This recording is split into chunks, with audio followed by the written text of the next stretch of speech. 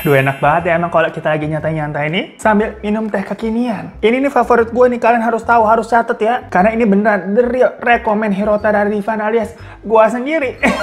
Jadi ini tuh namanya tematik, gengs. Teh 5 detik. Karena ini tuh minuman instan dari Tongji yang rasanya semuanya enak macam minuman kafe. Kayak yang lagi gue minum ini tuh varian lemongrass. Kalian tahu kan biasa tuh teh-teh di kafe-kafe yang enak. Ini sama enaknya. Atau ada juga tuh ginger tea. Tapi kalau kalian mau yang creamy yang nyenengin gitu, ada matcha latte nih kecintaan gue juga. Sama ada juga teh tarik yang gak kalah enak, gengs. Kemasannya ada 2 macam nih. Ada yang pouch isi 10 saset dan ada juga yang kotak isi 3 sachet. Nah pokoknya ini semua bisa kalian dapetin gampang deh, macam di Shopee, Tokopedia, atau TikTok Shop juga ada, gengs. Kalau gua kemarin sih belinya di TikTok Shopnya @tongji_id. Soalnya di situ lebih banyak promo-promo sama macam-macam event gitu lah, gengs. Kalian cek aja. Buat kalian yang suka ngeteh rasa-rasa nih, ini tuh definisi surga. Terima kasih ya Tongji ya. Teh tematiknya nih, duh juara banget.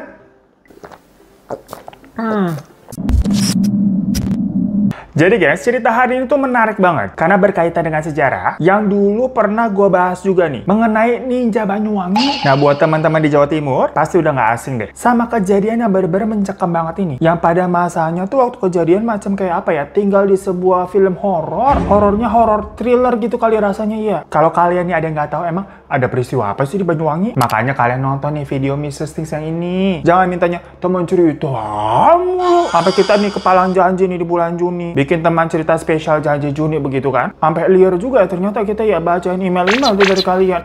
Tapi bentar lagi kan ini udah mau Juli, jadi aku bisa merdeka. Hip hip hore, hip hip hore. Kok merdekanya nggak semangat amat sih, Van? Ya gimana nanti nih Juli? Tetep aja pasti gue ditagih video baru mulu. Jadi merdeka dari mananya? Tapi nggak apa-apa. Karena banyak cerita-cerita menarik yang bikin gue juga excited. Nyampe ini ke kalian semua. Dimana kayak kiriman cerita hari ini nih dari teman kita namanya Fitri. Nah dulu waktu kejadian di Banyuwangi yang mencekam itu, dimana banyak orang tuh yang dihabisin karena dituduh dukun santet. Jadi banyak yang dibilang, lu dukun ya, udah dihabisin. Nah lagi-lagi untuk cikal bakal sejarah kejadian ini bagaimana, lu nonton video ini aja lah nantilah. Nah pokoknya pada saat itu si Fitri ini itu masih duduk di kelas 3 SMP. Dia itu tinggal bersama kakak laki-lakinya yang bernama Kak Irfan. Kak Irfan ini udah kuliah. Sama mereka juga tinggal dengan ayah yang waktu itu nih profesinya ayah itu adalah seorang wartawan dari surat cetak itu alias koran. Pada tahu nggak lu koran anak zaman sekarang? Dulu mah ya namanya orang nyari berita yang gencar-gencar tuh yang viral-viral bukan dari apa? Dari Twitter, dari Instagram, dari YouTube. Kagak, nyarinya itu di koran. Nah kita langsung aja ya ke kejadiannya di tahun 1998, dimana tragedi di Banyuwangi yang mengerikan ini pun terjadi. Seluruh daerah di sana tuh berasanya nih nggak aman karena banyak banget orang yang meninggal secara mendadak dan misterius oleh oknum atau kelompok yang misterius juga sampai-sampai disebut ninja. Beneran ini gengs, ini terjadi di Indonesia. Soalnya tuh aksinya biasanya rumah dari si target akan ditandai dengan huruf X yang nanti malam-malam yang tahu-tahu pasti mati lampu tuh biasanya di rumah si targetnya itu. Ntar pas nyala lagi si targetnya biasanya udah gak bernyawa. Seserem itu gengs, dan lama-lama korbannya ini random nih, bukan hanya orang yang dituduh dukun santet doang, tapi orang biasa juga jadi korban. Jadi kan katanya awalnya itu memang semacam mau memberantas yang namanya perdukunan, tapi ada hal-hal politik-politik begitulah di belakangnya. Ya kagak usah kita bahas di sini ya. Kan kita mau bahas yang horor-horor, ini temen cerita, bukan cerita politik. Nanti kita jadi nyanyi nih. Fun, bareng Hirota darah Divan.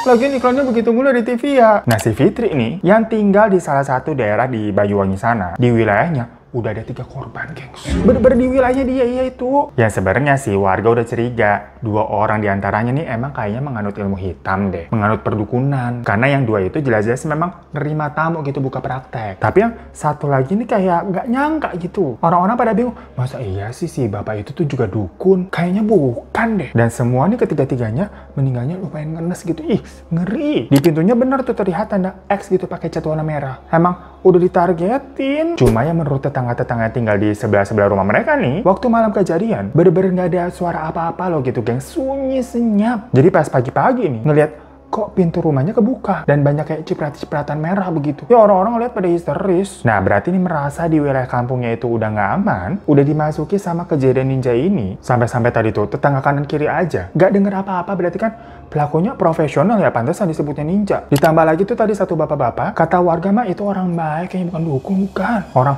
Sehari-harinya nggak neko-neko, nggak ngapa-ngapain. Di dalam rumahnya juga nggak ada benda-benda aneh tuh. Cuma emang si bapak itu tinggalnya sendirian, nggak tahu tuh istri sama anaknya kemana, udah kawin atau belum juga nggak ada yang tahu. Misteriusnya sih di situ ya. Dan dari surat kabar pun memang diberitakan kalau oknum-oknum pasukan ninja ini itu makin geragas, gengs. Jadi ini random gitu lah, korban-korbannya udah bukan orang-orang yang diduga dukun lagi. Ya takut lah orang denger begitu. Kalau udah pada sore nih, langsung masuk rumah, kunci-kunci pintu. Dan bolak-balik keluar gitu, ngecek ada tanda nggak di depan pintunya. Maksudnya ngecek ada tanda X gitu nggak di depan pintunya. Bukan cek-cek orang ketiga di tanda pesawat.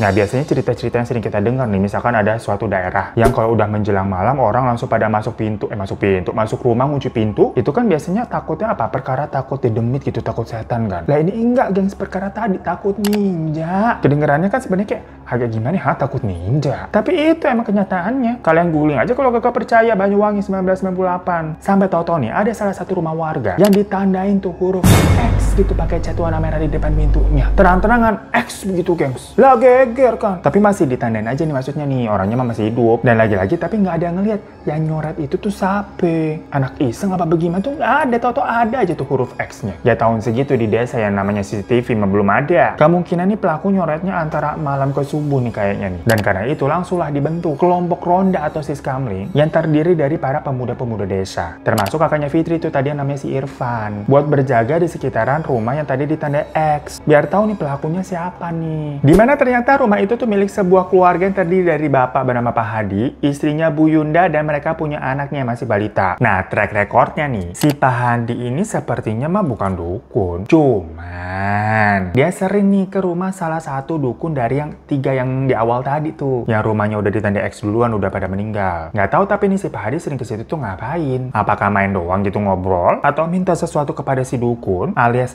jadi pasiennya, atau malah memang berguru belajar ilmu hitam. Ya warga awalnya nggak ada yang tahu ya. Nah itu kan tadi semua warga heboh tuh ngelihat ada tanda X di rumahnya Pak Hadi. Dan Pak Hadi sendiri sama Bu Yunda yang ngelihat begitu mah juga ketakutan, gimana sih rumahnya ditandain. Cuma ini apa ya, sedih dan anehnya juga, gengs. Ya fenomena sekarang juga sering begini nih. Waktu itu tuh banyak yang warga melihat pada malah langsung menjauh. Karena kayak mungkin takut tersuges nular ke sebelah-sebelahnya begitu. Jadi bukannya dilindungi tuh Pak Hadi sama Bu Yunda, mereka malah semacam dikucilkan sama warga. Namun kan itu dari tetangga-tetangga samping-samping rumahnya ya. Kalau warga tadi itu kelompok ronda, itu mah tetap siap sedia mau jagain di depan rumah mereka untuk menghalau nih pasukan ninja nih biar mereka tangkep. Biar aman adem ayem nih kampungnya nih. Ya walaupun mereka sebenarnya juga ada apa ya, rasa takut-takutan lah. Ya mereka kan pada nggak dibekalin senjata. Cuman apa paling modal tongkat kayu, pentungan, atau pisau. Ya macam-macam orang mau tawuran mah begitu. Ini kan isinya soalnya anak-anak muda ya. Nah si Irfan ini udah diwanti-wanti nih sama ayah. Buat kamu hati-hati aja, udah jangan bertindak gegabah, jangan sok berani. Dan waktu ayah mau nganterin Fitri ke sekolah, sekalian dia mau pergi kerja, Pak Hadi tau-tau datengin mereka gitu minta tolong. Katanya Pak Hadi punya info yang penting, guys. Nah sebetulnya si Fitri itu di sekolahnya udah banyak murid-murid yang bolos juga kagak masuk sekolah. Karena peristiwa ini orang tuanya pada takut, pada ngendon aja udah di rumah. Cuma si Fitrinya emang tipe-tipe apa yang suka sekolah, dia nggak mau bolos. Ini si Fitri gua rasa macam apa ya, mau di Ayunda atau Mbak Najwa Shihab kali ya, yang kalau ada ulangan malah seneng dia tuh. Nah tapi waktu tadi Pak Hadi tiba-tiba menghadang mereka, si ayah langsung jadi kayak puter balik gitu ngikutin Pak Hadi. Dan mampir ke rumahnya buat tadi tuh mendengarkan info penting. Emang bapak punya info apa sih? Ya namanya kan si ayah ini wartawan. Dengar kata sakti gitu ada info penting mah langsung kepincut. Si Fitri jadi ngikut ke bawah. Karena emang ayah ini nggak mau biarin Fitri pergi sendirian, walaupun sebenarnya si Fitri udah kelas 3 SMP, udah gede. Tapi kan ini konteksnya memang keadaannya lagi nggak aman. Diboyong lah tuh si Fitri tuh ikut tuh. Yang sebenarnya mah Fitri bete lah ya. Maksudnya kan ya udahlah aku pergi sendiri aja, orang udah kelas 3. Tapi tetep aja kagak boleh tuh sama ayahnya tuh. Nah di rumahnya Pak Hadi nih, mereka kan duduk tuh di dalam tuh. Dan di situ Pak Hadi tampak kayak pucet gitu, gelisah, gengs. Tapi nggak pakai lama-lama, dia akhirnya langsung dibilang ke intinya. Kalau katanya umurnya itu pasti udah nggak akan lama lagi, udah nggak akan panjang lagi. Dimana para ninja itu tuh malam ini pasti akan melenyapkannya. Bagaimanapun caranya. Pokoknya penjagaan warga di depan rumah tuh, aduh, nggak mungkin dia bisa ngehalau mereka. Malah Pak Hadi memperingatkan ayah nih untuk menyuruh Irfan udah diem aja lah di rumah daripada nanti Irfan ikut jadi korban, Pak, katanya gitu. Ya dengar begitu kan ayah bilang ya, nanya ya, kira-kira emang apa alasannya kamu nih sampai jadi target mereka? Pak Hadi nih awalnya ragu-ragu mau bilang. Dia sempet kayak nengok dulu tuh ke istrinya Yunda yang lagi gendong anaknya. Dan si Bu Yunda itu kayak mengisyaratkan, udah cerita aja Pak gitu. Nah Pak Hadi ini cerita dan mengaku kalau dia memang mempelajari yang namanya ilmu hitam. Tepatnya ilmu santet dari 3 dukun sebelumnya nih yang di awal cerita tadi. Yang udah pada gone tuh 3-3-nya tuh. Sampai Pak Hadi itu membenarkan yang satu tadi dicurigain, itu mah bukan dukun. Ternyata iya, itu dukun. Dan Pak Hadi ini berguru sama mereka. Itu untuk membalaskan dendam katanya guys. Karena ayahnya Pak Hadi dan kedua kakaknya itu dicelakai oleh bos ayahnya. Karena ada permasalahan hak cipta dalam pekerjaannya gitulah. Ya karena itu ayahnya sempat kayak nuntut gitu kan. Jadinya dia lenyapkan tuh sama si bosnya. Dengan kemasan cerita ninja-ninjaan. Karena kan lagi marak nih, lagi viral waktu itu tuh ninja-ninjaan. Jadi kayak difitnah begitulah ayahnya Pak Hadi. Ini menurut ceritanya Pak Hadi ya. Nah, info penting pertama yang mau Pak Hadi ceritain ke ayah nih, itu yang mengenai si bos ayahnya tadi tuh, bapaknya Pak Hadi, yang cukup punya nama lah istilahnya. Dimana berarti nih si bos bapaknya Pak Hadi tuh punya keburukan-keburukan serta tindakan-tindakan ilegal yang semuanya nih Pak Hadi beberkan ke ayah. Termasuk kiriman-kiriman ninja. Di beberapa wilayah itu katanya ya suruhan si bos itu tuh. Kalau ayah mau silahkan. Cuma bukti-bukti itu semua ada di rumah keluarga saya, keluarga Pak Hadi maksudnya, yang ada katanya di Bondowoso. Pokoknya katanya semuanya berkas-berkas tuh disimpan sama almarhum ayahnya. Dikasih tuh alamat rumahnya di Bondowoso tuh. Tapi Pak Hadi memang nggak bisa ikut. Karena lagi-lagi Pak Hadi bilang pasti malam ini dia tidak akan bisa selamat. Yang ada nanti kalau ikut malah membahayakan ayah. Jadi keikut-ikut gitu loh. Dan info kedua adalah Irfan, anakmu, itu juga diam-diam berguru ilmu hitam buat memelet gadis pujaannya di kampus. Makanya tadi si Pak Hadi sempat bilang, udah Irfan anakmu tuh di rumah aja, gak usah ikut berjaga, daripada jadi korban juga. Karena Irfan sendiri pun berguru ke salah satu dukun yang dari 3 tadi tuh yang di awal. Wah gokil nggak gengs? Dengar begitu ya ayah sama Fitri langsung terdiam nggak percaya. Ayah sempat marah tuh ke Pak Hadi tuh dan menuduh Pak Hadi jangan ngomong yang enggak kamu ya, nuduh-nuduh anak saya begitu. Tapi Pak Hadi bilang ya udah bapak tanyakan aja anaknya sendiri. Saya hanya memperingatkan bapak, katanya Pak Hadi tuh. Kalau bapak mau menyelamatkan anak bapak masih ada waktu sebelum anak bapak kena tanda juga. Bapak ini harus menghentikan Pak Alfa. Si Pak Alfa itu maksudnya si bos bapaknya Pak Hadi ya. Cuma ayah dengar begitu udah kepalang marah. Karena merasa, Pak Hadi ini nge-hoaxnya, hoax gitu, ngelantur. Langsung berdiri tuh dia tuh, oh Fitri, pulang, ikut ayah begitu. Ya Fitri ikut, jadinya tetap dia kagak sekolah. Udah telat juga soalnya. Balik tuh ke rumah tuh ada si Irfan. Yang lagi kayak, apa sih, nyurut-nyurut balok kayu. Diruncingin gitu buat nanti malam persiapan. Si ayah nih tanpa babi ibu langsung nembak nanya ke Irfan. Mengenai tuduhan yang tadi Pak Hadi bilang. Di situ bukannya mengelak ya si Irfan nih. Malah tertunduk dan meminta maaf ke si ayah. Karena ternyata semua yang dikatakan Pak Hadi itu benar 100. Jadi si Irfan nih saking bucinnya ke cewek yang dia taksir tuh sampai menghalalkan segala cara karena si cewek ini tuh emang gak naksir balik dia. Sampai ya udah diam-diam tuh dia berguru belajar ilmu pelet. Ya ayah lemes lah dengar begitu ya. Ini apa-apaan sih kamu Van? Maksudnya Irfan ya, bukan Radifan. Dan Fitri juga mengakunya nggak nyangka sama sekali kakaknya sampai begitu. Kalau lu suka sama cewek juga nggak segitunya kali kak. Tapi si Irfan bilang malam ini dia akan menangkap pelakunya, maksudnya menangkap si ninja biar nggak ada korban lagi, udah tenang aja ya. Ya tapi abis dia bilang begitu dia digaplok sama ayahnya. Ya nggak sesimpel itulah, dikira gampang gitu nangkap ninja. Kamu punya apa nih? Balok kayu doang. Kalau kamu yang celaka gimana? Pokoknya ayah marah-marah tuh. Detik itu juga Irfan langsung diseret tuh, diboyong, dibawa ke rumahnya Pak Hadi itu sama ayah. Ya Fitri ngikut ya, takutnya kan kenapa-napa tuh berdua ayah sama kakaknya. Di sana ayah nanya nih ke Pak Hadi, terus gimana nih baiknya? Apakah benar si Irfan ini bisa menjadi target selanjutnya karena dia berguru ilmu hitam juga? Ya Pak Hadi bilang, saya juga nggak tahu kalau Irfan ini akan menjadi target atau enggak ya. Kan bukan dia ninjanya. Makanya biar aman aja nih, Bapak harus menghentikan bos Alfa, katanya Pak Hadi gitu. Dan membongkar semuanya. Tayangkan di media cetak. Kasih tahu kepada dunia kebusukan-kebusukan si Alfa tuh. Pokoknya semua dokumen penting pendukung rahasia yang bisa dijadikan bukti itu ada di rumah keluarga saya yang tadi saya kasih alamatnya di Bondowoso. Di sana ada ibu saya. Ibu saya masih hidup. Minta saja ke ibu saya, bilang saya yang suruh. Hadi. Si Pak Hadi juga ngasih tuh foto emaknya. Takutnya kan nanti salah emak berabe ya. Nah nanti kalau sampai sana, tolong juga nih berikan ini ke ibu saya. Pastikan dia yang menerimanya sendiri dan jangan pernah kasih benda ini ke orang lain. Harus dia pokoknya menerima. Karena ini penting dan rahasia. Si Pak Hadi kayak ngasih kayak semacam kotak yang sebesar kotak cincin warna hijau tua zamrud gitu gengs. Nah nanti pokoknya Bapak pergunakan itu dokumen-dokumen semuanya terserah buat apapun. Tapi kan ayah sempat nanya nih, kenapa kamu mau melakukan hal ini? Kenapa kamu nyuruh saya? Nah di situ Pak Hadi bilang, kalau si bos Alfa ini bisa ditangkap dan semua rahasianya terungkap, berarti dendam dendamnya itu bisa terbalaskan. Dimana Pak Hadi ini bisa mati dengan tenang. Mau malam ini mati, nggak apa-apa, saya bisa mati dengan tenang, katanya gitu. Dan Pak Hadi kan tahu nih profesi ayah itu sebagai wartawan yang bisa menggunakan media cetaknya, yaitu koran, untuk menyebarkan info yang dia punya. Ditambah kebetulan dia juga tahu nih anaknya si Pak Hadi, anaknya si ayah, si Irfan tuh maksudnya, kemungkinan juga kan bisa jadi target selanjutnya. Perkara berguru ilmu hitam kan yang diincar yang gitu-gitu kan, orang-orang kayak gitu kan. Dan ayah nggak mungkin membiarkan itu terjadi. Kenapa-napa nih si Irfan nih anaknya nih. Jadi ya udah nih, klop, cocok. Ayah di situ sempat juga nih bilang ke Pak Hadi, kenapa kamu nggak kabur nih? Daripada malam ini dihabisi, apalagi anakmu masih kecil. Namun Pak Hadi bilang percuma. Saya nih ke desa ini tujuannya juga awalnya buat kabur dan berguru ilmu hitam di sini tuh biar bisa balas dendam. Tapi nyatanya ujung-ujungnya dia ditemukan juga. Jadi mau kabur kemana lagi juga pasti akan ketemu. Paling istri sama anak saya memang saya suruh pergi untuk bersembunyi. Tapi saya akan tetap di sini agar mereka tidak mengejar anak dan istri saya, kata si Pak Hadi begitu. Jadi seolah-olah apa ya, si Pak Hadi ini kayaknya mau udah pasrah gitu ya gengs ya. Dan waktu kejadian ini nih, misalkan apa ya, lapor ke kepolisian, itu juga belum tentu terjamin akan selamat. Karena kejadian itu menyebar di seluruh Banyuwangi, yang polisi aja sampai kewalahan. Ninjanya ini nggak ketangkep-tangkep semuanya gengs. Pada zamannya waktu itu ya. Ya udah dari situ tuh bapak pulang membawa kertas alamat, foto dari ibunya Pak Hadi, sama benda yang tadi itu kotak yang katanya mau dititipkan kepada ibunya Pak Hadi. Di rumah ayahnya menyuruh Fitri sama Irfan untuk siap-siap. Karena mereka saat itu juga, hari itu juga akan pergi nih ke alamat yang tadi dikasih tuh, ke rumahnya keluarga Pak Hadi di Bondowoso. Ya si Fitri sama Irfan agak kaget ya. Oh kita ikut Pak? Kata ayah, iya kita harus sama-sama terus. Karena apa ya, mereka tinggal bertiga doang. Ibu mereka nih emang udah lama nggak ada karena sakit. Ayah nggak mau kehilangan dua anaknya lagi. Sekitar jam 3 siang, mereka berangkat tuh ke alamat yang tadi dikasih. Kata ayah kalau mereka cepet nih berangkatnya, nggak ada halangan, ya kira-kira bisa nyampainya sekitar 2 atau 2,5 jam lah ke daerah Bondowoso sana. Cuma udah buru-buru begitu ya. Sepertinya ini banyak kejadian-kejadian yang di luar nalar gitu. Semacam kayak mereka ini emang dihalang-halangi buat pergi gengs. Mereka kan perginya naik jeep Katana tuh, Katana zaman dulu. Yang macem mobil-mobil orang nyulik anak kecil.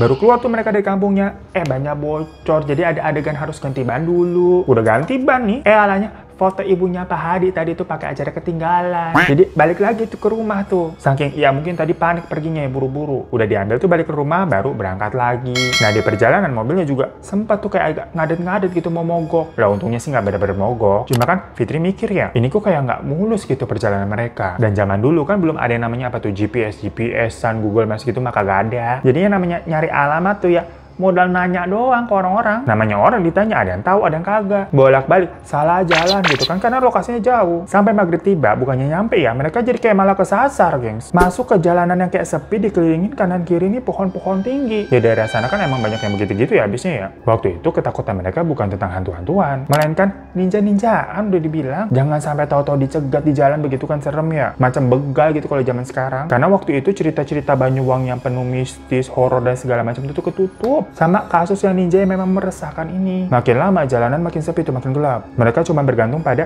lampu sorot mobil aja. Mobilnya mereka kagak ada kendaraan lain. Ayah mukanya juga udah kelihatan panik. Karena di awal prediksinya dia nyampainya sekitar jam 6 atau paling banter jam 7 malam lah. Tapi kok ini di jam segini malah mereka berada di sebuah jalan yang kanan kiri tadi tuh pepohonan, nggak jelas. Ini bener nggak sih jalanannya? Sepanjang jalan itu juga nggak ada orang yang bisa ditanya. Blas, nah entah kenapa si Kak Irfan tuh dari tadi di belakang tuh diem aja gitu. Dia kan duduknya emang di bangku belakang ya. Sementara si Fitri duduknya di depan tuh di samping ayah. Suasana hening tuh karena ayah emang nggak nyalain radio. Perkara kagak ada sinyal, kresek-kresek doang. Terus lagi jalan nih, tiba-tiba si Irfan dari belakang bilang, ya ngebut ya, jalannya ngebut ya, kayak gitu. Si ayah langsung nanya dong, kenapa Van? Panik dia ngeliat sambil ke spion tengah. Anaknya kayak diem aja gitu nunduk. Si Fitri juga sampai nengok ke belakang kayak ngecek gitu emang ada yang ngikutin dia apa gimana. Tapi di jalanan belakang itu gelap, nggak ada misalkan ada lampu sorot mobil atau motor yang ngikutin. Di situ si Fitri sempet ngeliatin nih gelagat kakaknya nih yang kayak ngelirik ke kanan kayak di jendela terus kayak ketakutan gitu gengs. Terus dia bilang lagi, ya ngebut ya. Dan tahu-tahu dari arah sisi kanan mobil ya, pintu ayah nih itu ada yang nabrak. Wah, sampai mobilnya goyang gitu ke kanan gitu kan, ayah kaget ya. Tapi ayah yang tahu begitu nggak boleh melipir nih ceritanya ya. Dia langsung ngebut gitu nunjuk. Pas lagi ngebut gitu, dari jendela-jendela di mobil itu semua sisinya kayak ada yang gebuk-gebuk kayak gitu. Itu satu mobil mah panik. Fitri nangis dan Kak Irfan sampai ngeringkuk ke belakang gitu ketakutan. Ayah tetap nih fokus nih pandangannya ke depan. Sampai tahu-tahu kayak ada sosok tinggi hitam menjulang gitu kayak pohon tinggi banget tapi di tengah jalan. Kelihatan cuma tuh ada kaki sama tangannya, gengs. Otomatis ayah langsung ngerem dong. Tapi ya nggak sempet ngeremnya kayak seret sampai nabrak gitu. Cuma nabraknya tembus. Bles, si Fitri juga ngelihat jelas. Dia kira tadi awalnya bakal nabrak tuh sampai udah gitu kan. Tapi ternyata nembus. Dan karena udah terlanjur ngerem, itu mobilnya sampai ngepot gitu. Terus berhenti. Semuanya terdiam. Fitri deg-degan banget tuh dan rasa ketakutannya masih bisa dia ingat sampai sekarang. Padahal sekarang umurnya Fitri udah mama ya, udah 40 tahun. Lu bayangin tapi masih bisa inget. Saking kejadiannya waktu itu kirain si Fitri bakal mati tuh pada saat itu. Habis sudah pada ngatur nafas ini di dalam mobil, refleks semua ngeliat ke belakang. Yang tadi tuh sosok apa? Tapi ternyata sosok tinggi yang tadi dilihat tuh udah nggak ada. Atau mungkin tersamarkan karena jalanan belakang kan juga gelap ya, nggak ada lampu. Satu-satunya lampu ya dari sorot mobil mereka kan ke depan, tapi arahnya ke belakang tuh cuma lampu rem yang merah juga nggak terang. Lagi celengak-celenguk gitu kan merhatiin sekitar. Itu kan suasananya bener sunyi banget. Cuman mesin kendaraan aja yang kedengeran. Semua orang kan juga pada diam ketakutan. Tahu-tahu salah satu pohon yang ada di samping jendelanya Fitri ini di kiri itu goyang, gengs. Dan daunnya kayak jatuh tuh berguguran. Tapi ya satu pohon itu aja. Ya feeling Fitri kan nggak enak ya. Kayak ada yang janggal nih kelihatannya. Fitri nepok ayahnya tuh di sebelahnya. Tapi pandangannya terus ke pohon itu. Ya udah, jalan ya katanya gitu. Tapi ayahnya juga kayaknya terdiam tuh ngeliatin ke arah pohon itu. Soalnya aneh banget gerak-gerak sendiri, gengs. Tahu-tahu ya ada rambut turun dari atas tuh, dari atas pohon, diikutin sama badan terus kaki gitu. Jadi kayak ada cewek turun tebal gitu dari atas pohon, gengs. Ayah langsung masukin gigi, injok gas. Fitri sampai gemeteran tuh. Yang untungnya ini cepet jalan ya, jadi si Fitri nggak sampai beber ngeliat sosok itu. Tapi udah jalan jauh nih, tahu-tahu mereka ngeliat kayak ada semacam apa ya, pasak kayu. Jadi kayak kayu ditancepin ke tanah yang kayak udah rusak gitu sampai diikat sama tali rafia. Masalahnya nih, sebelumnya pas mereka jalan di ke belakang-belakang tadi tuh ngelihat itu pasak juga sama. Jadi kayak, loh, kok ada pasak itu lagi? Macam keulang, deja vu. Ayah sampai ngomong nih, Fit, tadi kamu nggak? Kita udah lewatin pasak kayu yang kayak tadi kan? Si Fitri juga, iya nggak ngelihat, iya bener ya. Soalnya sepanjang jalan itu kan kosong, nggak ada siapa-siapa selain pohon-pohon doang. Tanda jalan dan sebagainya juga nggak ada. Jadi pas misalkan ngeliat ada pasak kayu patah dengan sedikit tali rafia, walaupun itu bukan sesuatu apa-apa yang nggak menarik, cuman jadi apa? Eye catching. Di tengah hutan yang nggak ada apa-apaan. Loh kok mereka melewati pasak kayu itu lagi? Cuma ya ayah tetap sambil lalu tadi ngomongnya, nggak berhenti, tetap jalan terus. Nah nggak beberapa lama mereka ngelewatin pasak kayu itu lagi. Jadi berarti mereka diputer-puter doang di situ. Dan di depan jalan tuh, karena kan lampu sorotnya ke depan terus ya, terlihat sosok yang tadi tuh masih lagi turun dari pohon. Tapi posisinya udah lebih ke bawah. Si Fitri sama Irfan tuh teriak di dalam mobil. Ayah makin ngegas tuh ngelewatin sosok itu langsung gitu kan. Fitri nggak mau lihat, langsung berpaling ke ayahnya. Semua udah pada tegang nih. Jalan lagi, lewatin itu pasak tiang lagi, guys. Sampai ayah ini mengumpat itu kayak, karena ini alamat diancam nyampe nih kalau begini nih. Jalan dikit ke depan, tahu-tahu sosok yang tadi tuh udah dalam posisi berdiri di pinggir jalan. Itu Fitri ngeliatnya lemes banget. Dan waktu ayah jalan tuh ngegas mobilnya, sosok itu kayak mau ke tengah. Jadi kayak melayang gitu jalannya, geng. Ayah langsung bunyiin klaksonnya berkali-kali. Dan langsung melaju sebelum sosok itu beber ke tengah. Sepanjang jalan tuh ayah terus bunyiin klakson. Saking frustasi dan marah ya dengan situasi ini ya. Fitri sama Irfan udah nangis-nangis dari tadi, nggak tahu harus ngapain. Tapi tahu-tahu akhirnya mereka keluar dari hutan itu, berhasil nemu jalan nih dengan beberapa warung-warung kecil yang ada di kiri dan kanan. Jadi udah keluar tuh dari area hutan itu. Mereka menepi deh untuk menenangkan diri tuh ke salah satu warung. Sekalian nanya alamat. Mungkin si tukang warungnya nih ngeliat 3 orang ini mukanya pada pucat semua. Nanya, kenapa ini pada tegang? Wes, ngeteh dulu. Ya kita ngeteh dulu makanya ya.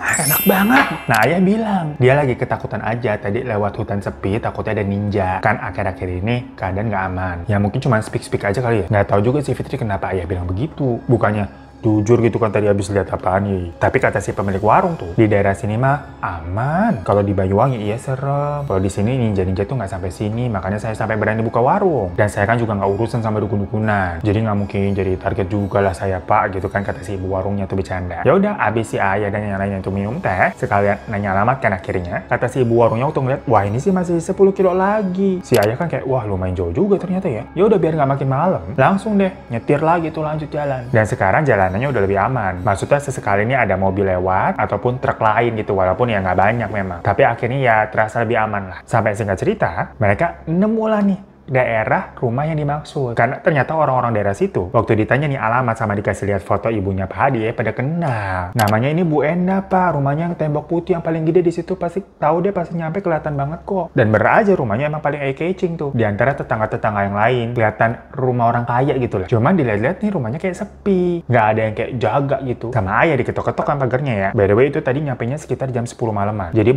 jauh dari prediksi di awal. Perkara tadi tuh lewat hutan. Di hutan apaan tuh, serem banget tadi ya. Ada yang bukain pintu nih, kakek-kakek. Udah tua kayaknya si penjaga atau pembantu rumah situ mungkin. Jalannya juga agak sedikit pincang soalnya. Ditanyakan ada apa? Ya ayah langsung to the point. Karena kan itu udah malam juga. Ayah udah capek lah mengalami kejadian-kejadian di luar nalar. Langsung bilang saya mau ketemu sama Bu Endah. Ya tapi kan si penjaganya nanya lagi ya, bapak siapa? Dari mana? Ada keperluan apa urusan nih malam-malam begini? Ayah langsung ngeluarin tuh kartu pers. Atau apa sih kayak kartu wartawan, tanda wartawan. Bilang ini saya dari surat kabar ini. Perlu ketemu sama Bu Endah sekarang. Bilang aja anaknya yang nyuruh saya ke sini. Ya si penjaga itu buru-buru masuk dong. Lumayan lama tuh, pagar juga belum dibukain. Sampai akhirnya terlihat tuh kayak emang ada Bu Endah dari arah pintu kayak celingak-celinguk gitu ke arah pagar. Siapa sih yang datang? Sepertinya dia tadi udah tidur tuh, mukanya kayak agak-agak baru bangun tidur soalnya rambutnya agak berantakan. Penjaganya masuk tadi tuh bangunin kali ya, makanya agak lama. Perlahan sosok Bu Endah nih ya emang terlihat persis kayak di foto. Itu jalan ke pagar tuh, bukain pintu. Dan dia ngeliat tuh kartu persnya ayah. Habis itu mempersilahkan, ya udah masuk. Ayah parkirin mobilnya, terus semua pada turun. Mereka ini dipersilakan untuk duduk di depan teras. Udah nih ayah, Bu Endah, Fitri sama Irfan itu duduk tuh di depan teras. Sementara si penjaga tua tadi tuh disuruh sama Bu Endah untuk buatin minum. Lagi-lagi ayah langsung to the point. Dia bilang, saya disuruh anak ibu Pak Hadi untuk kesini meminta berkas-berkas dan dokumen perihal keluarga ibu dan Pak Alfa. Mendengar itu Bu Endah kayak bingung gitu, mungkin belum connect ya, baru bangun tidur kayak, hah? Maksudnya gimana Pak? Ya ayah langsung ngasih tuh fotonya Bu Endah sama kotak yang dititipkan sama Pak Hadi, katanya disuruh kasih ibu. Ini saya disuruh untuk memberikan ini langsung ke ibu. Jangan khawatir Bu, saya pasti akan bantu membalaskan masalah keluarga ibu yang telah mendapatkan ketidakadilan. Di situ Bu Endah masih terlihat bingung gitu kan, tapi dia mengambil aja tuh foto sama kotaknya dari ayah. Dan pas dibuka, benar-benar seketika itu juga kayak ada suara dentuman hebat dan Bu Endah kayak tersedak kaget kayak, Nah si penjaga yang lagi nganterin minum itu langsung buru-buru kan, kayak Bu Endah soalnya kayak mau jatuh, megangin gitu terus ngasih minumannya, kan nggak tahu dia nih Bu Endah kenapa. Tapi pas Bu Endah minum langsung dimuntahin lagi dan kayak keluar kawat-kawat berkarat gitu sama kayak paku-paku kecil gengs. Fitri ini sempat ngeliat kotak yang tadi dipegang Bu Endah itu jatuh tuh ke lantai tuh, dan isinya ternyata kayak telur terus pecah kan karena jatuh tuh juga sama kotak-kotaknya. Isinya kayak cairan hitam pekat dari telurnya, terus ada rambut yang kayak dikuil-kuil sama jarum-jarum juga. Yang waktu penjaganya lihat, penjaganya kaget, ternyata itu adalah media santet. Nah karena ada ribut-ribut di depan tuh, ada seseorang yang keluar dari dalam rumah, yang ternyata itu adalah Pak Alfa. Jadi Bu Endah itu adalah istrinya Pak Alfa, bukan ibunya Pak Hadi, gengs. Si ayah ini dibohongin sama Pak Hadi buat jadi alat pengirim santet untuk membalaskan dendamnya Pak Hadi. Ya karena itu Pak Alfa murka kan, langsung ayah diseret, dibawa ke kantor polisi. Termasuk Fitri sama Irfan juga. Ayah dituduh sebagai dukun santet, coba lu bayangin. Gila nggak nih ceritanya nih? Nggak pakai babi bu ya, karena si Pak Alfa ini kan orang penting ya. Ayah langsung dipenjara, sama Kak Irfan juga dipenjara. Kalau Fitri karena masih di bawah umur, jadi dia ditaruhnya di sel khusus gitu. Tapi Fitri berarti sempet tuh ngalamin bermalam di dalam sel, terus diinterogasi ala-ala penjahat. Makanya mana pernah bisa dia akan lupa seumur hidupnya tentang kejadian ini, gengs. Dan kalian tahu nggak? Sementara itu ya, kan tadi ayah sama Fitri dan yang lain tuh berangkatnya sore hari. Pak Hadi tuh di rumah melakukan ritual untuk akhiri hidupnya buat bisa membuat si santetnya ini makin sakti dan nyebar ke keluarga yang dia tuju. Jadi santetnya itu pakai nyawanya dia sendiri juga, guys. Ya padahal warga kan udah siap-siap nih semalaman tuh standby di rumahnya Pak Hadi itu di depan, karena kan rumahnya Pak Hadi udah ditandain X. Ternyata diam-diam di dalam Pak Hadi melakukan ritual sendiri sengaja untuk mengorbankan nyawanya dalam santet yang kuat itu. Dan sepertinya tanda X di depan rumahnya itu ya Pak Hadi buat sendiri biar si ayah bisa tertipu muslihatnya si Pak Hadi ngirim itu santet langsung ke keluarga itu. Karena istrinya si Bu Yunda itu emang sorenya terlihat tuh pergi membawa anaknya, dan itu diketahui sama warga. Karena kan warga taunya si Bu Yunda ini emang berniat buat sembunyi, jadi ya udah dibiarin, gak dihalang-halangin. Dan waktu udah sampai pagi nih warga nggak melihat adanya tanda-tanda ninja masuk, tapi Pak Hadi nih diketok-ketok juga nggak keluar-keluar. Diceklah ke dalam, posisinya udah tergeletak berdarah dan ditembak banyak simbol-simbol tuh ditulis sama dia dengan darah. Serem banget. Pantesan waktu ayah bawa kotak itu gak digangguin macam-macam makhluk. Perkara lewat hutan, yang hutan mah isinya kan begituan. Jadi semacam kayak penarik di demit gitu nggak sih? Nah ini kalian mau gue ceritain ceritanya Pak Alfa atau Ayah dulu nih? Ayah dulu kali ya. Meskipun dari pihak kantornya Ayah alias media cetak, itu tuh ngebantu banget. Karena mereka nih tahu, Ayah nggak mungkin seorang dukun. Dan nggak ada kepentingan juga untuk menyatet Alfa. Tapi Ayah tetap dipenjara selama 15 tahun, gengs. Udah bebas di tahun 2013, tapi sekarang sudah meninggal karena ya udah tua dan sakit-sakitan. Namun untungnya, Fitri dan Kak Irfan itu dibantu bebas berkat tadi tuh teman-teman wartawan dan pihak kantor Ayah yang ngebantu banget juga. Jadi diusahain nih anak-anaknya lah yang nggak dipenjara. Ya cuma karena pada saat itu Ayah ketahuan yang memang membawa kotak itu yang berisi media santet, sampai malam itu juga Bu Endah meninggal, gengs. Pak Alfa yang marah banget dan berusaha memenjarakan Ayah yang nggak bisa lolos. Tapi kan santetnya udah terlanjur kekirim, langsung diterima oleh tujuannya. Bener-bener diterima nih pakai tangan sama yang bersangkutan tanpa adanya penolakan, langsung dibuka gitu aja. Jadinya sebulan dari tadi Bu Endah telah tiada, Pak Alfa dan anak-anaknya tuh keturunannya juga mengalami hal yang sama. Nebak gak lu ceritanya begitu tuh? Ada gila-gilanya nih ya Bu Fitri ngirimin cerita ya? Ya katanya sebenarnya cerita ini pahit banget buat kehidupannya. Karena beliau harus kehilangan momen bersama ayahnya itu selama 15 tahun. Dan selama itu si Fitri tinggal sama kakaknya Irfan yang jatuhnya jadi walinya. Karena kan saat itu Irfan udah dianggap dewasa. Dan kejadian di hutan, sampai kejadian waktu dia di penjara, itu ya bener-bener gak bisa dia lupakan. Ya iyalah ceritanya begitu. Mbak Fitri makasih ya. Makasih banyak beneran untuk cerita yang bener-bener wow banget ini. Sehat-sehat terus ya pokoknya Mbak ya. Katanya Mbak Fitri sekarang mau happy-happy aja lah. Hidupnya jadi emak-emak nyetrika sambil nontonin teman cerita gitu. Kisah yang kelam dulu, biarlah menjadi kisah hidupnya. Yang siapa tahu bisa menemani teman-teman semua nih waktu nonton teman cerita kali ini. Ya, salut juga sih sama Mbak Fitri ya. Gak kebayang juga sih buat teman-teman yang di Banyuwangi sana. Waktu masa-masa ini nih tinggal, serem banget kali ya di rumah tiap hari. Macam hidup di film-film thriller, makanya gue bilang, ya udah. Maaf ya kita kalau ada salah-salah kata ya. Kalau ada yang mau kirim-kirim cerita langsung aja email ke di bawah ini. Dan sampai jumpa lagi di teman cerita spesial janji Juni. Yang kayaknya nih udah mau mendekati akhir-akhir Juni. Pastinya akan makin wah gila sih ceritanya. Jadi tungguin aja ya. Assalamualaikum.